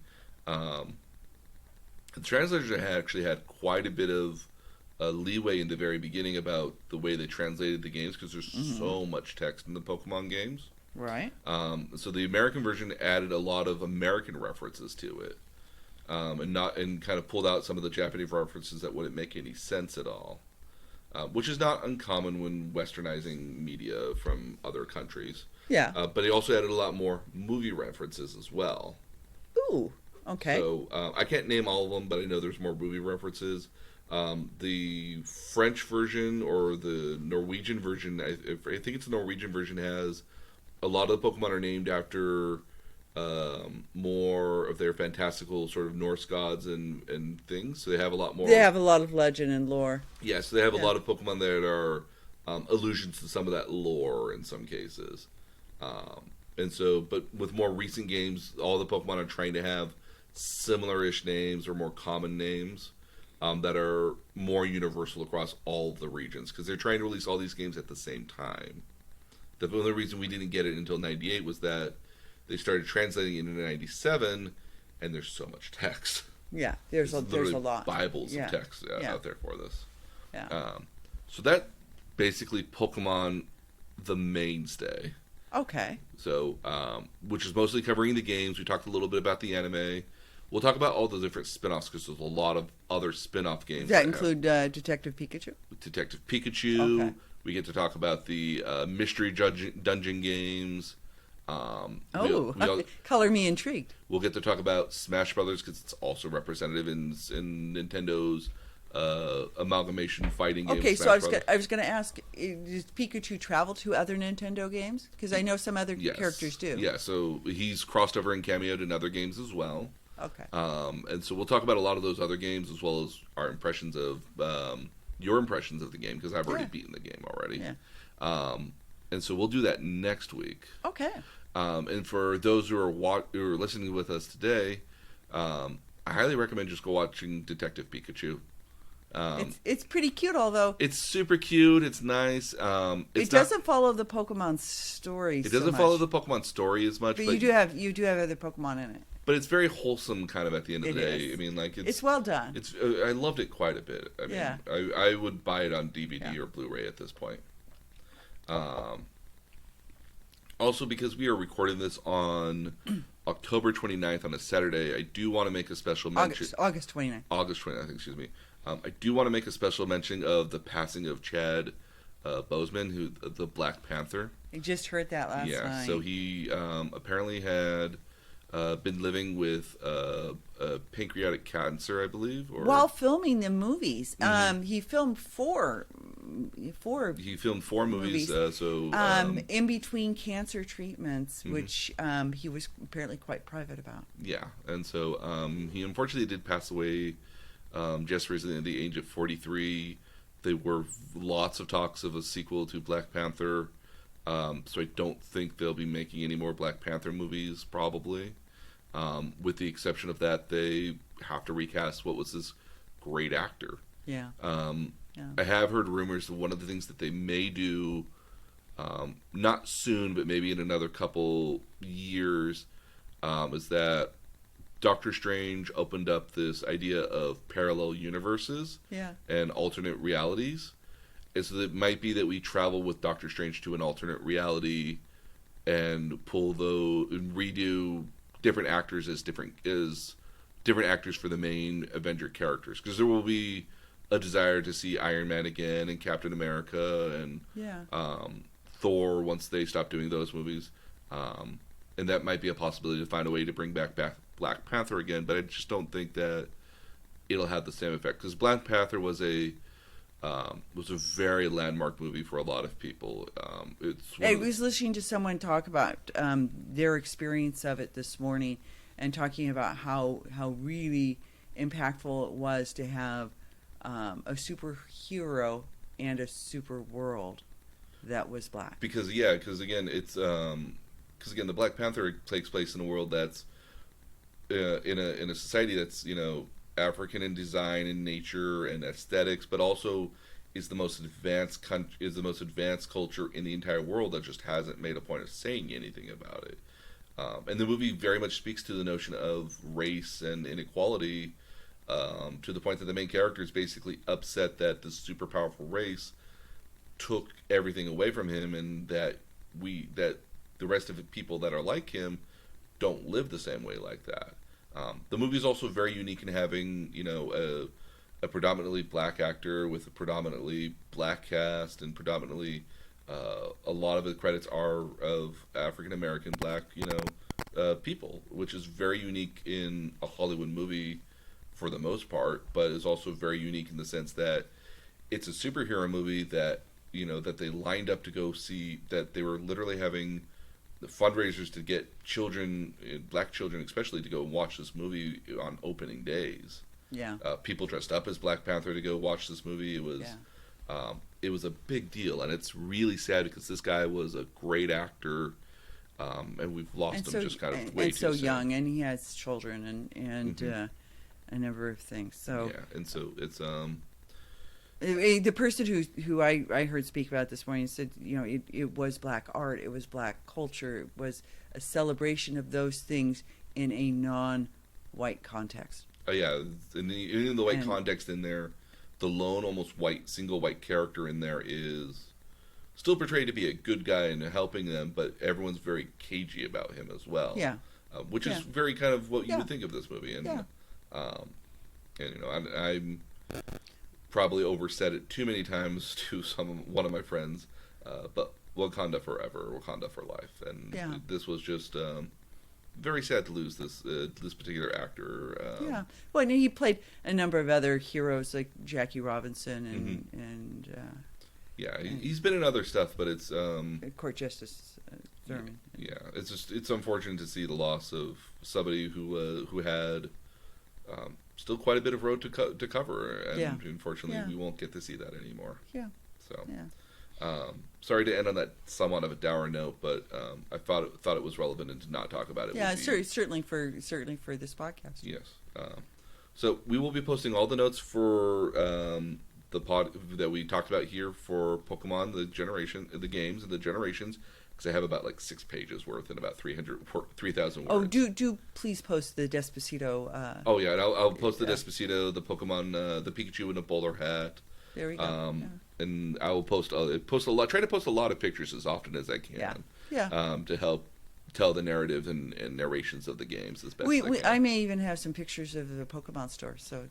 Oh yes, do send me some of those because again, the Pokemon store is a trip. Yeah. I'm sure I did. Yeah, absolutely. I know I took pictures of it as well, so I will definitely pull those out of my old phone to definitely show off. Yeah. And so you can see all this information on our website at thenerdtutorialpodcast.com. You can also follow us on Facebook as well at facebook.com/nerdtutorialpodcast, where we do continue the story, and then we do continue the discussion there as well. And if you have any interest in following any of the things we talk about, or if you want to hit me up on Twitter, you can visit me at the nerd_tutorial on twitter.com. And I always take suggestions for new topics, ideas, or if you just want to see some of the stuff that we have discussed before. We follow all those topics. We're following things like Batman and Marvel movies and all sorts of stuff right now. So if you ever want to kind of catch up and see what we've been talking about and what's new come out for those topics, see our Twitter. You can try to find some of it there as well. And so on behalf of my mom and myself, who wants to make sure you guys stay safe out there in these weird times, and we'll see you guys again next week. Bye.